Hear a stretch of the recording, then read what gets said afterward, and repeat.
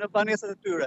Ndaj, ne kam dalë bashkë me qytetarët e tjerë që janë shumë të shqetësuar, po shfrytëzojnë një moment qetësie pas këtyre 9 goditjeve që ka qenë shumë pas lëkundje për të marrë batanije, për të marrë tesha, se duket që do ta kalojnë natën jashtë. Edhe këtu është një furgon, një automjet ku ka familjarët që ndrojnë brenda dhe kanë marrë edhe tesha për të kaluar natën, ndërkohë që banorë të tjerë, siç shikoni, po kalojnë në hapësira dhe bashkia në zonën ku unë jam, po dhe në zonat tjera ka marrë masa për vendosjen e disa tendeve në sheshe dhe në parqe për të ndihmuar qytetarët që nuk do duket që do të afrohen banesat e tyre nga frika e një lëkundje më të fuqishme në orët në vijim.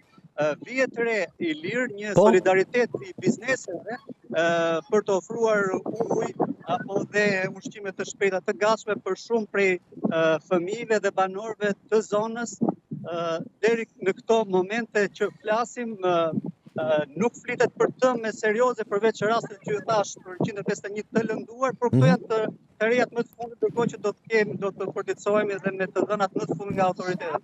Po, në mënyrë të vazhdueshme, Gentian, ke përcjellë informacionin më të fundit dhe të falenderoj shumë për këtë. Doja dija të lutem edhe një herë si quhet zona ku ju ndodheni, ku është ndjer goditja më e fortë e tërmetit dhe sa gjerë është perimetri pra i goditjes së tërmetit, për të kuptuar sa është numri i qytetarëve cilët në momentin që flasim gjenden jashtë edhe me shumë gjasa, siç konfirmuat edhe ju, do të kalojnë edhe orët e natës. Po i lirë, atëherë tërmeti, qendra e tërmetit ka qenë në zonën që quhet Silivri, në periferi, pra në perëndim të Stambollit. Unë ndodhem shumë afër kësaj zone, ndodhem në një zonë të quajtur Beylikdüzü, pra rreth 2 kilometër larg brigjeve të Marmaras, në zonën që ka ndodhur tërmeti, dhe është ndjerë sigurisht që lëkundja ka qenë më të fuqishme në zonën perëndimore të Stambollit, por është ndjerë sigurisht edhe në zonën lindore, në Bosfor dhe mëtej në pjesën aziatike të Stambollit. Qartë. Gentian, unë të falenderoj shumë. Po. Më fali lirë, është ndërprerë edhe furnizimi qytetarëve me gazin natyror për një afat pacaktuar për të shmangur incidente të mundshme që mund të ndodhin në rrjetin e furnizimit me gaz qytetarëve.